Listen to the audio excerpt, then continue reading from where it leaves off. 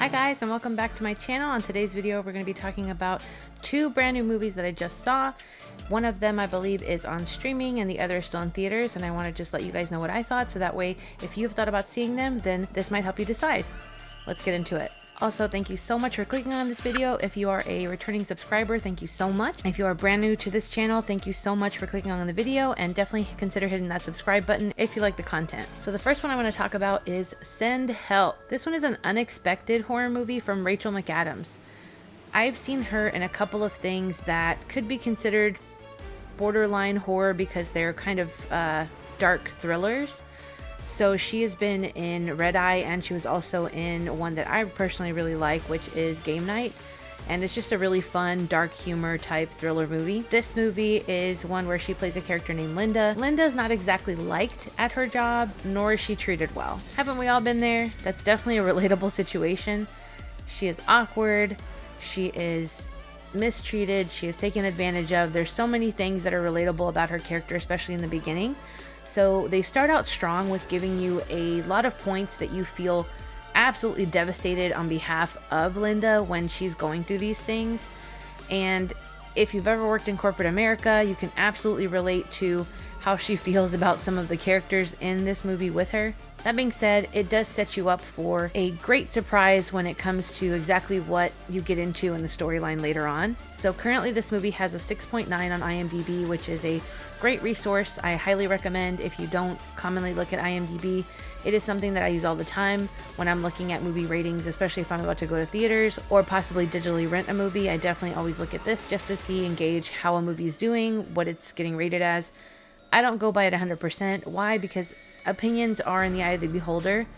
Even with my opinion, unless you like all the same movies that I do, or you feel exactly the way I do about certain dark humor, certain scenarios in a movie, 9 times out of 10 you're not going to feel exactly the same way as someone else does about every single movie. So I always say take them with a grain of salt and make up your own decision on how you want to go about whether seeing a movie or not. But for this one, it got a 6.9 so far on IMDb, and like I've mentioned in some of my other movie reviews, horror movies don't tend to do that well when it comes to ratings, generally speaking. For the most part, it is very, very uncommon for you to see a horror movie that rates any higher than a 6. Even when it's really good or popular or even considered a cult classic, it usually steadies at around 6 or 7, even when it's a really good or well-known one. So again, take that with a grain of salt. For me in particular, the things that I like to gauge a movie on are the things that I call my little tests. And those are some of the things that I'm going to talk to you guys about in this video. One of the tests that I like to do or talk about is the trailer tests. So for me, it's important to know whether or not a movie met my expectations or not when I saw the trailer versus saw the movie. Do I feel like I actually got what I saw in the trailer when I actually sat down and watched the movie or not? Because that matters to me. So in this case, this particular movie did pass the trailer test. I don't think that there's anything in the trailer that misleads you about what this movie's about. The only thing I would say that you might possibly feel a little differently about from seeing the trailer versus the actual movie is that pacing wise toward the middle, which is another test that I talk about, which is the balance test. The balance of the movie is a little off when it comes to the middle. So for me, this one failed what I call the balance test. And basically what I'm saying, or we're talking about when I mention balance, is whether or not I feel like the thrills or action of the movie were in line or balanced out with the storytelling. Like, did it actually give me enough action to justify all the storytelling, all the boring parts? Was it a good, even pacing for the movie? In this one, I do feel like it was a pretty good balance for the most part, until you get to about the middle of the movie. In the beginning, there are some very, very cringy moments that do make you feel all types of ways for the main character. So that does grab your attention. However, toward the middle, it does dwindle, in my opinion, in places where it definitely should have kicked up the action a whole lot. There also is a couple of bits of CGI that I feel were a little over the top or out of place. But because of that, I feel like this one failed the balance test. I don't think that it did enough action-wise to really balance out where it dwindles in the middle. Another test that I do, speaking of balance, is something called the husband sleep test. So for me, I watch movies with my husband regularly, and he is a person that if a movie doesn't capture his attention, if it doesn't keep him engaged, he is one of those that he would rather spend that time sleeping pretty much. And so it's lights out if it's not going to be action-packed enough. And for this movie, it failed because of that dwindle that I mentioned in the middle. I ended up having to tell my husband later on the next day what happened in the movie and how it ended, because he was just not having it. It just lagged a little too much in the middle for him to really stay engaged with it. So if you have a sleepy movie watching partner, just know they are probably not going to make it through the whole thing. Just know that in advance. Would I buy or rewatch this movie? That's another thing I like to give you guys a gauge on, because I definitely think that I would buy and rewatch it. I just think that there are elements of it that I think are fun, because this movie was pretty much like if you had Annie Wilkes from Misery 2.0 meets Survivor. That's how I would put it.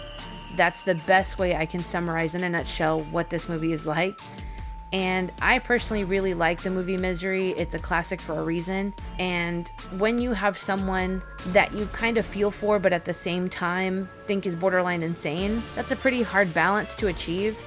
So I think because of that, and because I just really enjoy crazy dark type of storylines, I would definitely rewatch this movie, but that's just me. And overall, in the end, what would I rate it?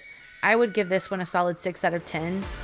And the reason for that is because I do think that there are some elements that should have been better than they were. The beginning parts of it really start out really, really good, but then the middle just really kind of lets down too much and doesn't really pick back up enough to regain your attention if you're someone who kind of loses it when it comes to that, like my husband does. Had they done more to put more action or serious dark moments in the middle of the movie versus trying to make it awkwardly funny where humor wasn't really necessary, or adding these CGI gore-filled moments that you really didn't need, then it probably would have been a higher rating for me. And I think that it would have just made more sense to people in the end. But also the ending does have kind of a dark humor type of twist to it, where if you think too much about the plot or the technicalities of it, you might just not understand it or think it doesn't make any sense, which, I mean, toss a coin, and a lot of horror movies don't make a lot of sense. That's just kind of the way it goes. When you go in to see a horror or a thriller movie, you kind of have to accept that there's going to be elements that are not going to make sense, or that you have to accept a ridiculous plot line to really understand it. So that's kind of one of those things that if you didn't already expect that, welcome to horror. Kind of what I think about that. But I really do think that it's enjoyable either way, and that if you like Rachel McAdams as an actress, then you should definitely check this movie out, because she does a stellar performance in it, in my opinion. Second movie I want to talk to you guys about is Ready or Not Part 2, Here I Come. I was really, really excited about this movie because I enjoyed the first one so much. I know that, again, supernatural elements and those elements of horror that people may not like because they either don't make sense or are supernatural or they think are just ridiculous, I enjoy those. I really do. I don't watch movies because I expect everything to be absolutely perfect or correct or accurate. That's just not part of it for me. I think, movies are what they are, and they're meant to be fantastical. And because of that, I really enjoy this storyline. And the current rating for this one is a 6.9 also on IMDb. I think that that is underrated in my opinion, and I'll let you know some reasons why. For starters, it is one of the better sequels that I've seen in a while. Some examples of some other sequels that I really enjoyed are Smile Part 2 and also Dr. Sleep. I thought was a stellar sequel, and this one, in my opinion, holds up compared to the other one because it very beautifully ties in to the original and where it ends, and that's important to me. I like when they don't just kind of throw you in somewhere random and expect you to understand or make up in your mind what happened between the last one and the new one. This one actually picks up right where you left off. It doesn't leave any plot holes in that sense. You actually see exactly what happens from the last moment in the last movie to this one, which I think is chef's kiss for sure. And when it comes to the test that I do, this one for the trailer test 100% passed. I feel like the trailer did absolutely everything right in giving you just enough to understand what's going to happen or what you're going to see in the story, but not enough to spoil any of it. I really enjoy when they do that because I hate watching trailers, to be honest. I really would rather go in blind, see the movie, and then watch the trailer later to see if it held up or not. And the reason for that is because I don't want anything to be spoiled. But in this one, it really does a great job of not really spoiling too much. It just gives you a taste of everything and then sets it up beautifully for you to be interested in what's going to happen. For the balance test, it was a pass. It starts off with the action pretty quickly. It gives you just enough in the beginning to tie together what happened from the end of the first one to this one. So for that reason, to me, the balance was perfect. The pacing was great. You have action pretty much from start to finish, which is pretty similar to the first one. I think this one actually has even less time between the starting point to where the action actually starts, which is always great, especially if you are already familiar with the characters or you know the storyline. So I think it did a great job on that end. And because of that, it did pass the husband sleep test. My husband had no problems staying awake through the whole thing. He enjoyed it. He actually said same thing that I did, that it was one of the better sequels we've seen in a long time. And it was surprisingly good compared to a lot of other movies that we've seen that just kind of let you down or go in a completely different direction on the story. Would I buy it and rewatch it again? Absolutely. I would buy and rewatch this one and the original one in 4K. I think they're just great movies. They have all the right amount of gore. They have a beautiful amount of dark comedy, which I really enjoy. I am one of those people who I grew up watching the Freddy Krueger movies, and because of that, dark humor is just kind of part of my DNA now. It is something that I have grown to expect in a lot of my movies to help balance out some of the harsher, darker stuff. So I find it a little harder to consume a horror movie that doesn't actually have dark humor. So to me, the dark humor is an absolute beautiful addition to the storylines when they do a good job of tying it in. Overall, what do I rate this movie? I would give this one a solid 8 out of 10. I think the original one I would give probably a 9. And the reason for that is because I just enjoy the ride on that one, start to finish. I think that the lead actress does an amazing job throughout the entire thing.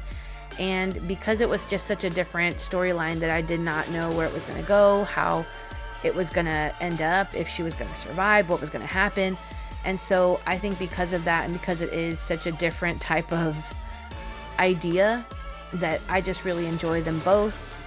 And I think this one did just enough to keep up with that first one, that it is a solid sequel. It's going to be one that you're going to easily be able to watch in tandem as a marathon with the other one and have zero problems with enjoying them both. I also think they did a great job on the character development, and even though they do have a sister pop up when technically the character in the first one does mention that it's going to be great to have family after she marries the guy that she marries in the first one, they do a really good job of explaining the reason why she doesn't mention her. And even though, yes, it is one of those plot hole things that if you let it bother you enough could ruin it for you, in my opinion though, it's not enough to ruin it. I think it's great the way they tied it in, and I think it did just enough to let you know exactly what was going on and how it feeds into it. And I think that the sister's character is a great addition to the storyline as well. The way that they work together and their conflict that they have going on while the entire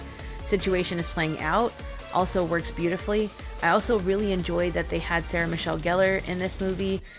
I think that she should do more horror. Anytime there's a legacy horror actor coming back to the big screen, I think that is always a great thing. I love that Freddie Prinze Jr., her husband, did I Know What You Did Last Summer again, the new one that came out. Did I think that was a very strong follow-up movie? Not so much, but I did enjoy that he was in it. I think that was a good little plus.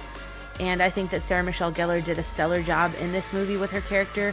Honestly, I was only sad to see that she didn't have more time on screen than she did, because I really enjoyed her performance in it. But otherwise, two very solid movies that I personally do recommend. If you've thought about seeing them, absolutely check them out. Make up your own mind Let me know what you rate them in the comments below. Let me know in the comments below if you've seen any movies recently that have totally surpassed any expectations you had, or that you were really happy that you went and saw them in theaters, or that you spent the money to rent them. Let me know, so that way if it's not one I checked out, then I can check it out later, and maybe it'll show up in one of my lists where I can shout you out later. Anyway, thank you so much for watching this video, guys, and for being a part of my channel. I look forward to seeing you guys in the next video. Bye, guys.